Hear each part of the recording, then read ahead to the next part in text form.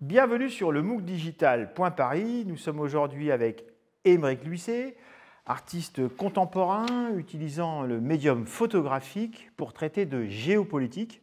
C'est donc ce dont nous allons parler, d'art et de géopolitique. Et d'abord, en préparant cet entretien, je t'ai écouté, je t'ai vu, je t'ai lu, j'ai évidemment regardé des images. Et j'ai vu qu'à un moment donné, tu faisais référence à quelque chose qui m'a parlé, que sont ces illustrations dans les livres d'histoire, quand on ne suit pas toujours, comme je ne suis pas très bien, je ne sais pas toi, et que des fois on se perd et qu'on perd les enseignants, les enseignantes, et qu'on plonge dans une de ces images. Et je crois que ça t'a marqué aussi, ces images de livres d'histoire. Effectivement, c'est vrai que c'est quelque chose qui m'a beaucoup marqué et qui a été un des fondements de ce que je fais aujourd'hui. Puisque moi j'ai grandi en banlieue parisienne, dans le 91, et j'avais pas de centre d'art à proximité d'où j'habitais, j'avais pas de livre d'art chez moi, et en fait les premières œuvres d'art, je les ai découvertes à l'école, dans les livres d'histoire. Et ça m'a profondément marqué parce que c'est des œuvres qui sont liées, bien entendu, à l'histoire, qui sont souvent liées au conflit. Ça va être la tapisserie de Bayeux, ça va être les batailles napoléoniennes de Gros ou de David, ça va être les gravures d'Autodix sur la Première Guerre mondiale, ça va être Guernica de Picasso.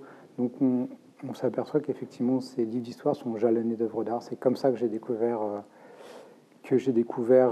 l'art, et je pense que ça m'a influencé dans ma pratique aujourd'hui, dans ce que je fais aujourd'hui, et dans un sens où je pense que dans mon travail, j'essaye d'avoir une double approche, une approche qui va consister à essayer de donner à voir des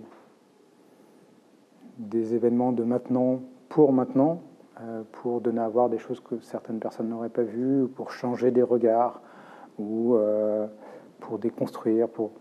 Mais il y a aussi une autre dimension, qui est une dimension qui s'inscrit dans du plus long terme, puisque justement, comme on peut voir dans les livres d'histoire, l'histoire s'écrit beaucoup à travers les œuvres d'art, ou en tout cas les œuvres d'art sont beaucoup utilisées dans la construction d'un narratif historique. Narratif historique qui n'est pas forcément figé.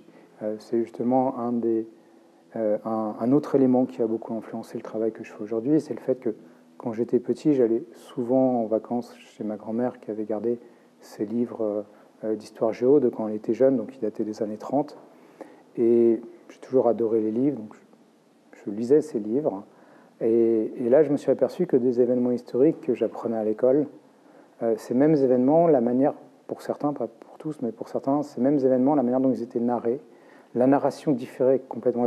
Enfin, c'était très différent, c'était un autre récit.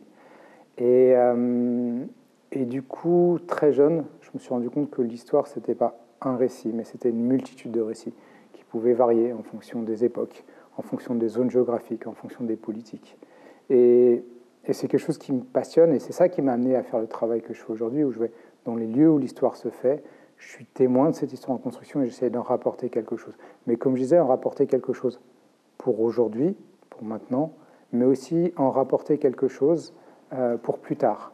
Puisque souvent, c'est quelque chose dont on se rend assez peu compte, mais en tant qu'artiste, on participe à l'écriture, à la narration de notre époque.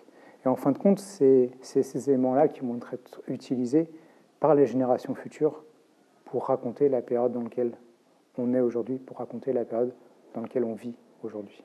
Et comme je disais tout à l'heure, tu utilises le médium photographique. Pour autant, tu regardes beaucoup la peinture. Et je t'ai entendu évoquer, dans l'histoire de l'art, tu évoquais tout à l'heure notamment les guerres, l'évolution aussi de la représentation des conflits dans la peinture, entre la bataille de San Romano, les batailles napoléoniennes et après, ne serait-ce qu'en peinture, il y a des grandes différences, y compris des différences de cadre. Je pense que le cadre se rapproche, non ?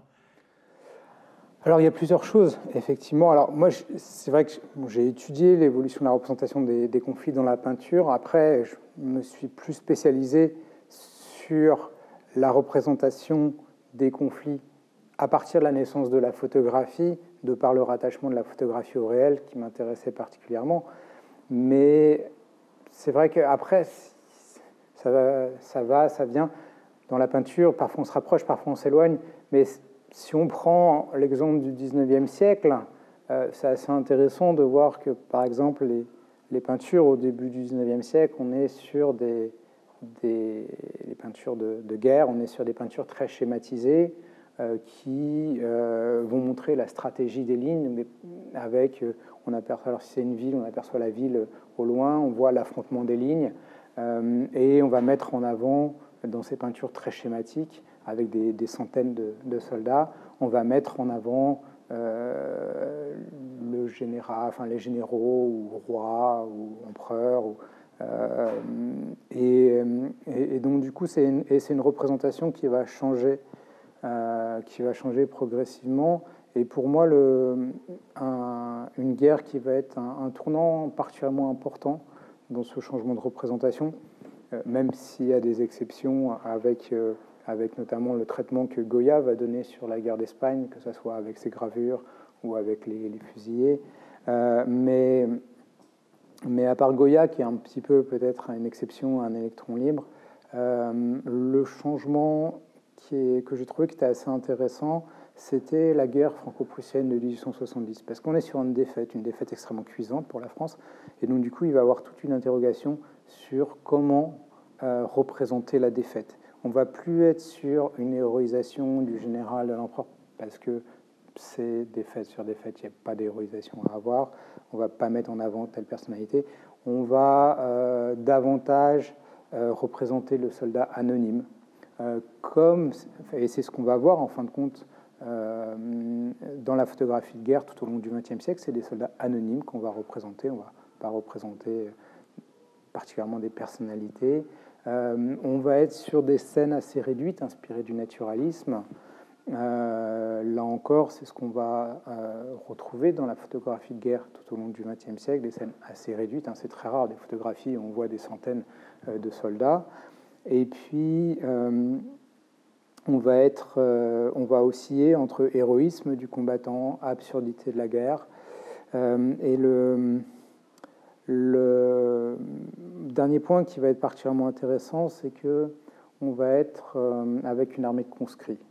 Donc, vu qu'on est avec une armée de conscrits, n'importe qui peut être appelé sous les drapeaux, et il y a de nombreux peintres qui vont être appelés sous les drapeaux. Certains vont mourir, d'autres vont être blessés, comme par exemple de Taille. Et en fin de compte, du coup, on n'est plus sur des peintres qui vont fantasmer la guerre, comme c'était le cas de Gros ou David, mais des peintres qui vont véritablement vivre la guerre. D'ailleurs, beaucoup de peintures de ces périodes vont s'appeler Souvenirs de telle bataille, Souvenirs de telle bataille.